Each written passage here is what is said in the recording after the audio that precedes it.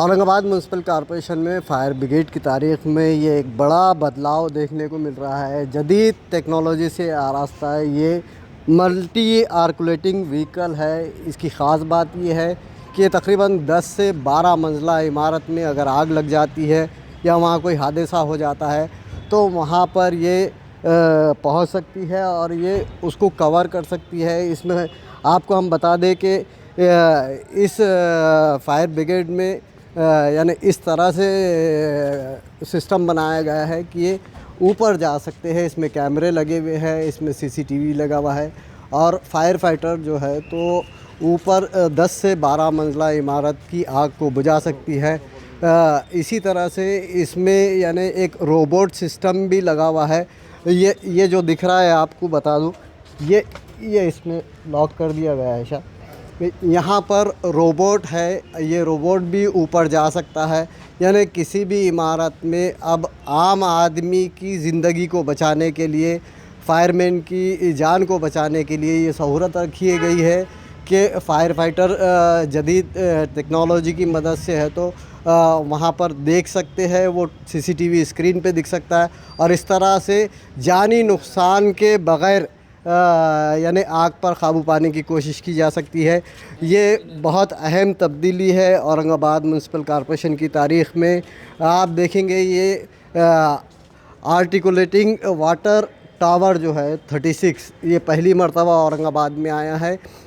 ये 2 गाड़ियाँ हैं जो एक दूसरे से कनेक्ट रहती है। क्या इसी तरह से अब औरंगाबाद शहर में बढ़ती हुई आबादी और बढ़ते हुए जदीद तकाज़ों के तहत उसको हम आहंग करने की कोशिश की जा रही है। क्या अब इसका फ़ायदा आवाम तक कैसे होगा, ये देखने वाली बात होगी। Azharuddin, Asia Express, Aurangabad.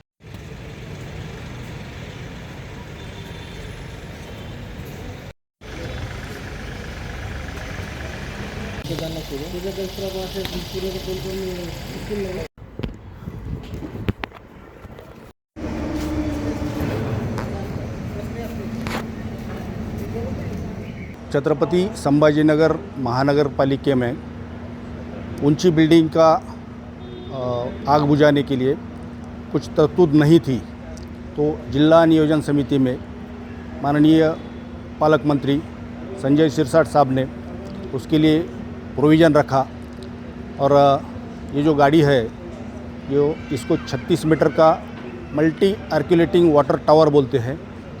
ये जर्मन मेड कंपनी का है, स्विंग नाम का जर्मन का कंपनी है।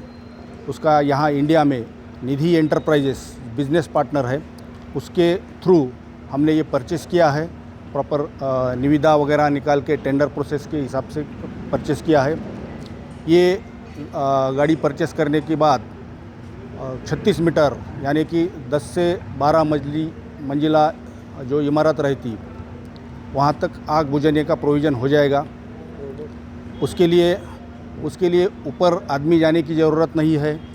नीचे उसका स्क्रीन है, रिमोट कंट्रोल के हिसाब से थर्मल मॉनिटर कैमरा है, वो कैमरा के हिसाब से वो आग बुझाने का काम हो जाएगा। इसको पानी का प्रोविज़न करने के लिए साथ में 14,000 लीटर का वाटर बाउज़र है। वो वाटर बाउज़र से इसको पानी का सप्लाई होता है और पानी का सप्लाई ऊपर आग बुझाने के लिए होता है। इसका 3 मशीनरी का सेट है। एक में मल्टी आर्कुलेटिंग वाटर टावर है, दूसरा ये 14,000 लीटर का बाउज़र है और तीसरा इसके साथ में रोबोट है। रोबोट का यूज़ ये होगा कि जहाँ फायर होगा वहाँ आदमी को जाने की ज़रूरत नहीं है, रोबोट आगे जाके आग बुझा सकता है। ऐसा ये 3 मशीनरी का सेट है। ये कल ही महानगर पालिका को मिला है कंपनी से। 15 तारीख को इसका इनॉग्रेशन होने वाला है।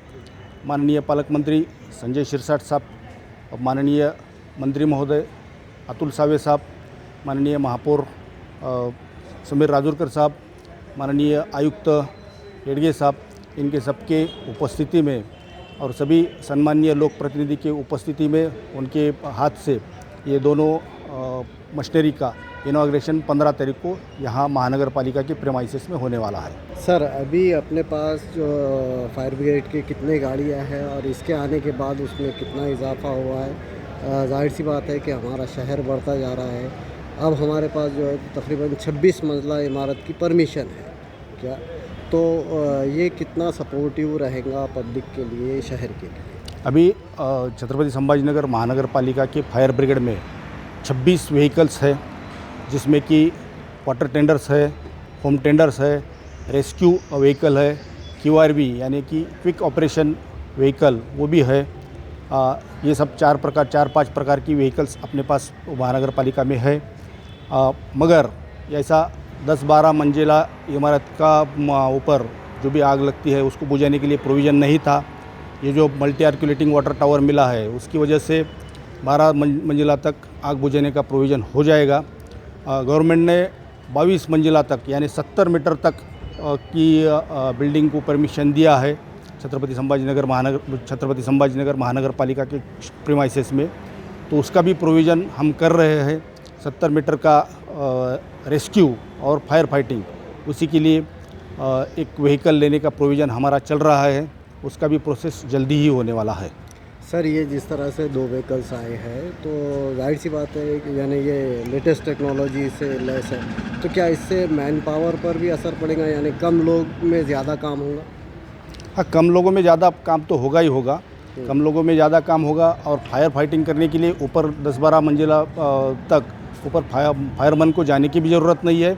नीचे स्क्रीन में इसका फायर दिखेगा कहाँ है और वो थर्मल कैमरा जो है वो ऊपर उसको मॉनिटर करके आग बुझाने का काम करेगा।